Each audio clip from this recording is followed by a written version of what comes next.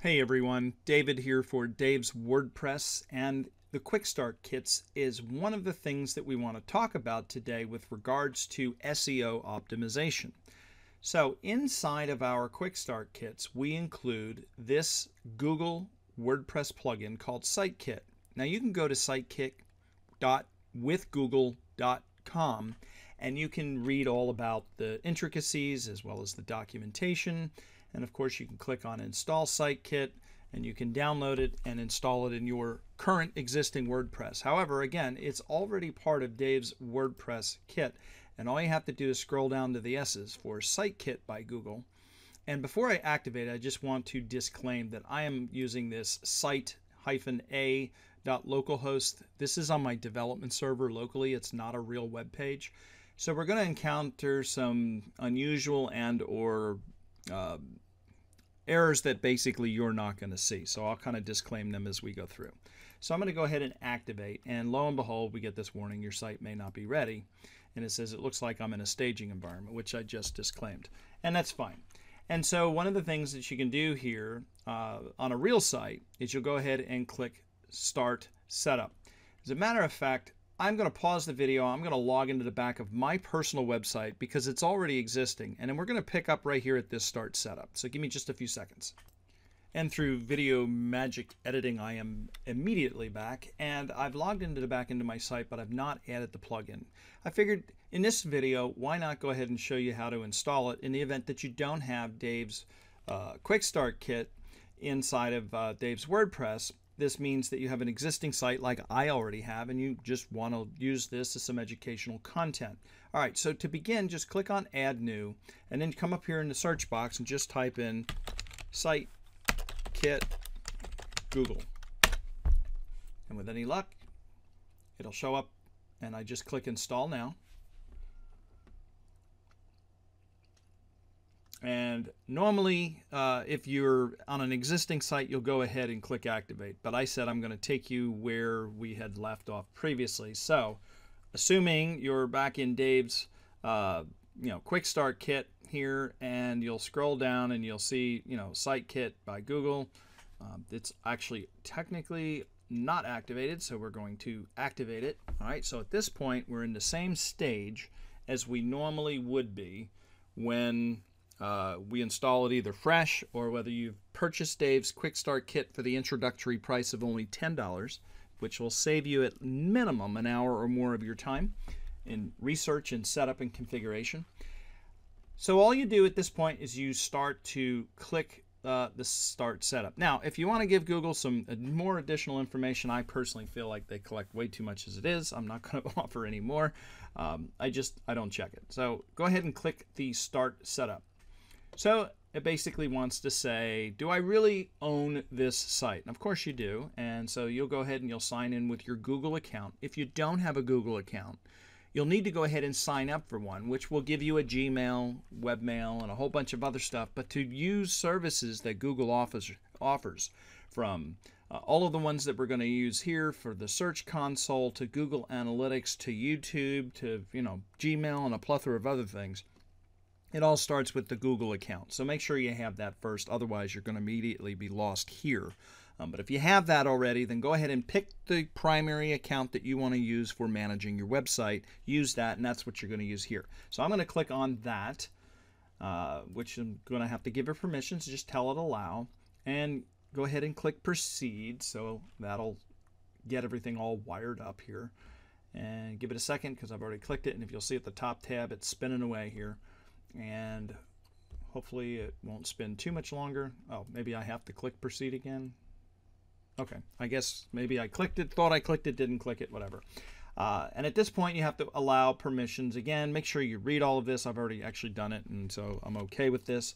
So click Allow, and now I want to absolutely set up the site search, or the Search Console, rather, for my site. So I'm going to go ahead and add the site, and it says, congratulations, go to the dashboard. Okay, now this is the Google Search Console. Inside of the Site Kit, and this is why it's a Site Kit, much like our Dave's WordPress Quickstart Kit, the kit includes multiple products, multiple things, multiple services, right? So you have the Search Console that we just ran through and configured. However, It's also a good idea to include Google Analytics, and then we'll circle back and we'll do page speed insights. Now, if you have intentions of paying for clicks from Google advertising, then go ahead and please go ahead and configure this AdSense account as well, and you'll configure all four. The majority of you, though, are probably not going to pay for advertising, so you'll not do the AdSense. So to connect an additional service, just click on Connect Service, and we'll go through the same familiar allow permissions. It'll set it up. It'll do what it needs to do. Now, I've already had this configured and set up in the background, so boom, I'm going to go ahead and put that in there. So now I am automatically connected. I'm going to finish up with the page speed insights. So now that's also connected. And now I just click OK, got it. And at this point, it's gathering a bunch of statistical information. Now, when this actually starts to kick in and working, you see data and you get data and you have traffic and things are being reported on the back end, this is going to be replaced with a really nice single one-stop shop place for you to get all of your Google information, your traffic stats, anything that's in your search funnel, page popularity.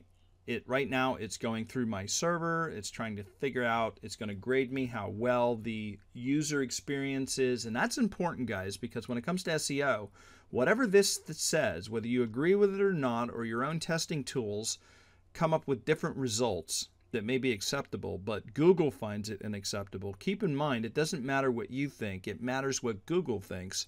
And you're going to have to tweak your server and your site and your images and everything to get this thing to a science, because at the end of the day, you're trying to rank on Google, and it really ultimately matters what's going on. So actually, this wound up having an error on the server side. So either my site caused the problem because it's too slow, or something happened on the Google side to where it took too long, which is likely the case. I don't necessarily trust this error being my site or server, just because I know my server's good and I know the site's good. I have other sites that I've configured and it went just fine, so it's an anomaly. At this point, I would say you could probably just go ahead and refresh the page, and maybe it'll go through it again and try to figure out what's going on with it. I also didn't go through and set up everything that needs to be 100% set up. We're looking through, all of this information and data. So I'm assuming when you give this a little bit of time, just be patient with this install, because it could be finicky based on the fact that it's brand new, right? You don't have any data in there. So install it, run through the wizard. Probably a good practice is to just let it sit and gel for a little while, and then come back maybe in 3 hours, 6 hours. And if after 6 hours it doesn't seem to still want to do what it needs to do, come back the very next day, 24 hours, and this should all be well and good. I haven't seen any other issues past a couple of hours, but every site's different and every individual person has a different experience as well. So that is pretty much it for this video. The main point here was to make sure that you connect your site to multiple services of Google without having to install additional plugins for each one of these components. This is a Google native plugin, so think about it. You're trying to use Google services. Why not use their plugin? It doesn't always mean it's going to be the best, but it does mean that Google does improve technology over time, and WordPress has 40% of all websites that exist on the internet. So this is a very, very popular plugin, and something that is going to be obviously maintained by Google moving forward. So absolutely a great plugin to have into our Quickstart Kit. And if you don't have it and you have an existing site like my davidsoden.com, or davidsoden.com rather, go ahead and just add it manually, just like you learned here. That's it for this video. We'll see you in the next one.